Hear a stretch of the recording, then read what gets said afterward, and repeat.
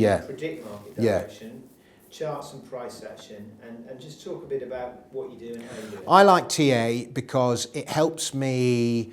I have systems of trying to guess market direction, but it, rather than TA for its predictive use, I prefer it for its use in managing risk, so that I know exactly what price I'm going to enter the market at, what price, where to put my stop, and you know, all these new things you can do on your computer. Often I don't even look at the number. I just click on the area on the chart, and you can just right click on the area, and that's where your stop is. So often I don't even know what the numbers are. I'm not bad at maths, but I'm not a brilliant mathematician, and so it's almost a visual thing. And I use moving averages. I love moving averages to keep you in a trend, keep you in a position.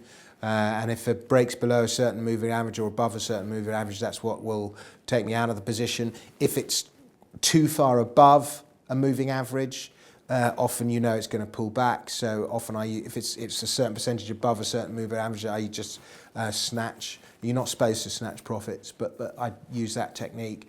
And I use MACD oscillators as ins and outs, basically, MACD crossovers.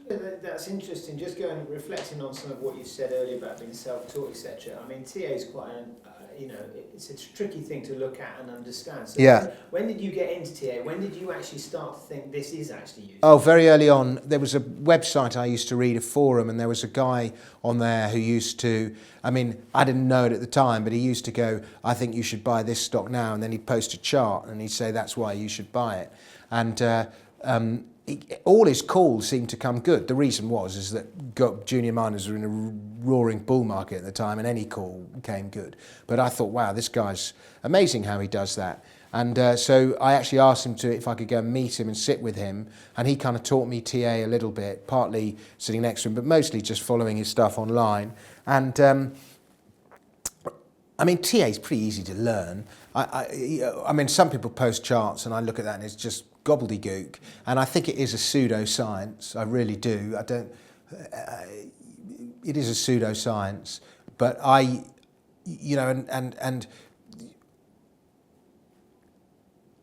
people make claims about their predictions. They that are often slightly fraudulent. They say, well, if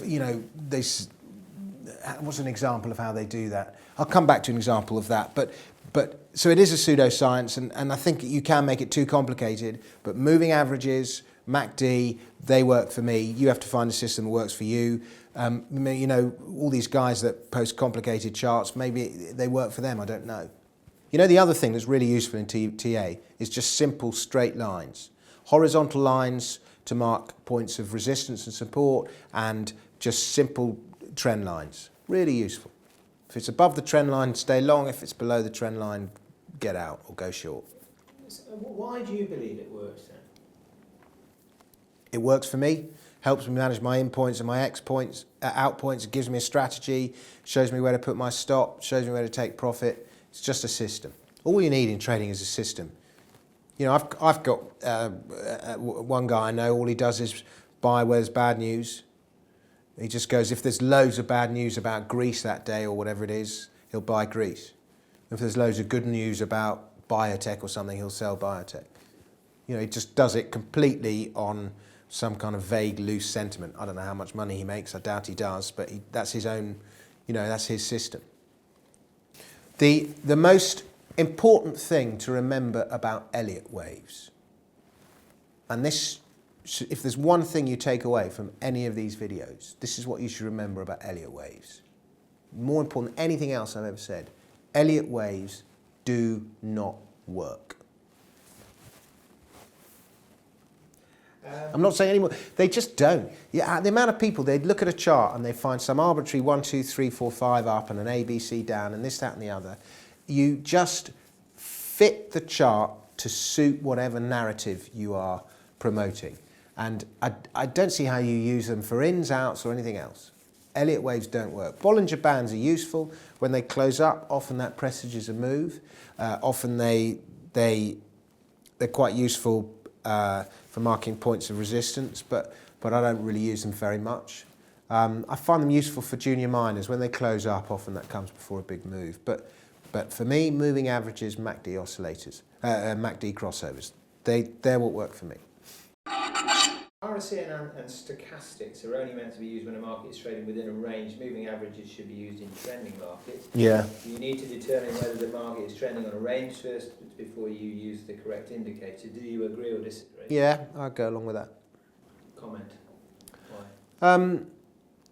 Well, again, you've got to be looking at the right time frame to suit the trading horizon that you have.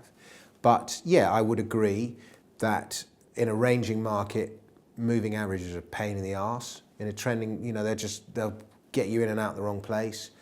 And in a ranging market, I just use horizontal lines. That's the sell and that's the buy. But that's actually, if you've got a ranging market, that's the easiest trade of all. And in fact, day trading a ranging market is quite a good little system because you can have your stops very tight, you know your points of support and resistance, and you go on a 4-hour chart or something and you can make a bit of money that way.